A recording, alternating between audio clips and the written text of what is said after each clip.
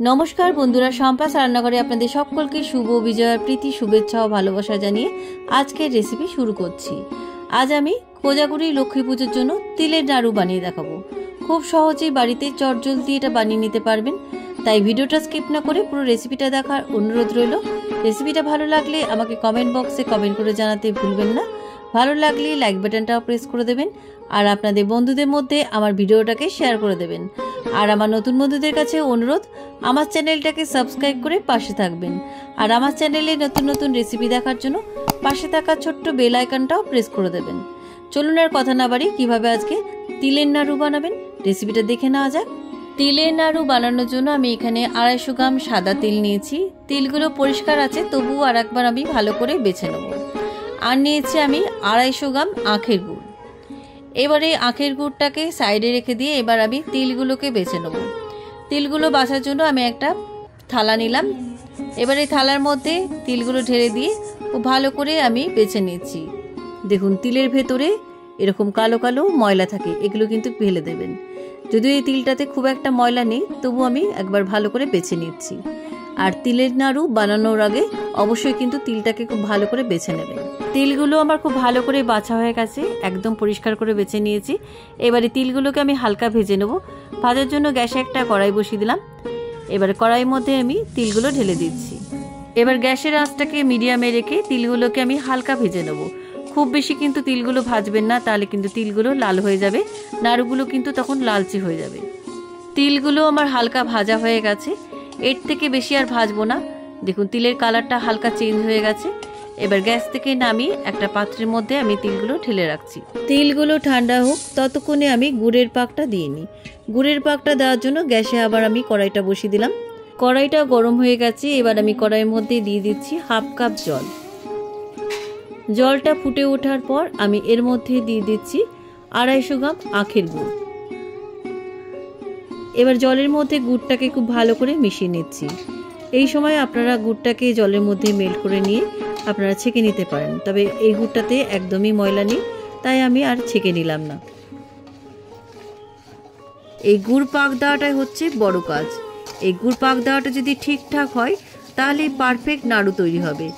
গুড়ের মধ্যে এখনও অনেকটা জল রয়েছে। গুড়টা পাক হোক, ততক্ষণে আমি যে পাত্রের মধ্যে তিলের নাড়ুর পুরটা ঢালবো সেই পাত্রের মধ্যে একটু ঘি ব্রাশ করে রাখছি। থালার মধ্যে আমার ঘি ব্রাশ করা হয়ে গেছে। এবার আমি দেখে নিই গুড়টা পাক হয়েছে কিনা। গুড়টা অনেকটাই জলটা কমে গেছে, তবে এখনও কিন্তু কিছুটা জল রয়েছে। এবার আমি গুড়ের মধ্যে ফ্লেভারের জন্য 2 ছোট এলাচের দানাকে ছাড়িয়ে দিয়ে দিচ্ছি। এলাচগুলো গোটা গোটা দেবেন না, এই দানাগুলোকে ছড়িয়ে দেবেন, কিংবা আপনাদের কাছে যদি এলাচের পাউডার থাকে সেটাও আপনারা এখানে দিতে পারেন। এবার এই এলাচের দানাগুলোকে গুড়ের মধ্যে ভালো করে মিশিয়ে দিচ্ছি।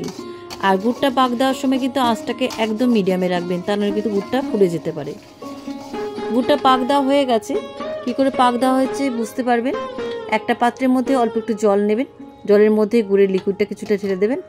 এবার দেখবেন গুড়টা যদি এরকম হাত দিয়ে এরকম দেখুন দলা পাকিয়ে যায়, এক জায়গায় দলা পাকিয়ে যায়, তাহলে কিন্তু বুঝে যাবেন গুড়টা একদম পারফেক্ট পাক দেওয়া হয়ে গেছে।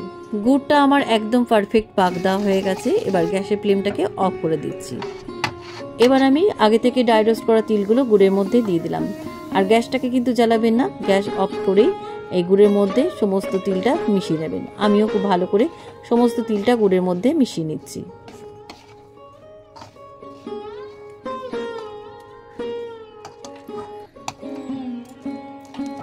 সমস্ত তিলটা গুড়ের মধ্যে খুব ভালো করে মিশে গেছে। এবার আমি ঘি ব্রাশ করা থালার মধ্যে তিলের পুরটা ঢেলে দিলাম।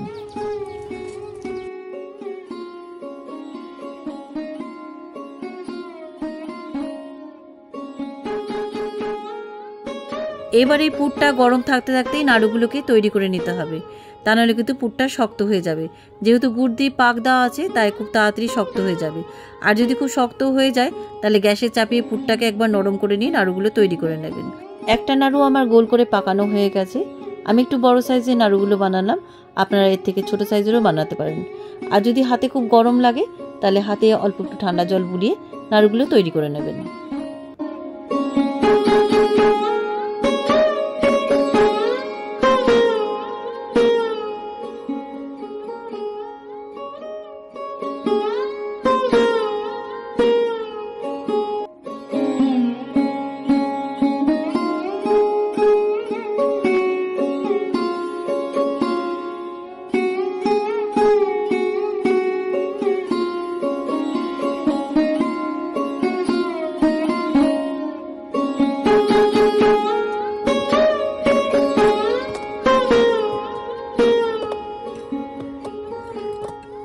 সবকটা তিলের নাড়ু আমার বানানো হয়ে গেছে।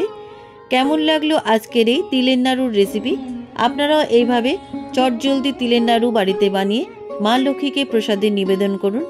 রেসিপিটা কেমন লাগলো আমাকে কমেন্ট করে জানাতে ভুলবেন না। ভালো লাগলে লাইক বাটনটাও প্রেস করে দেবেন, আর আপনাদের বন্ধুদের মধ্যে আমার ভিডিওটাকে শেয়ার করে দেবেন। আর আমার নতুন বন্ধুদের কাছে অনুরোধ, আমার চ্যানেলটাকে সাবস্ক্রাইব করে পাশে থাকবেন। আর আমার চ্যানেলে নতুন নতুন রেসিপি দেখার জন্য পাশে থাকা ছোট্ট বেল আইকনটাও প্রেস করে দেবেন। আজ তাহলে চলি, আবার একটা নতুন দিনে নতুন রেসিপি নিয়ে আপনাদের কাছে চলে আসব। সবাই ভালো থাকবেন, সুস্থ থাকবেন। ধন্যবাদ।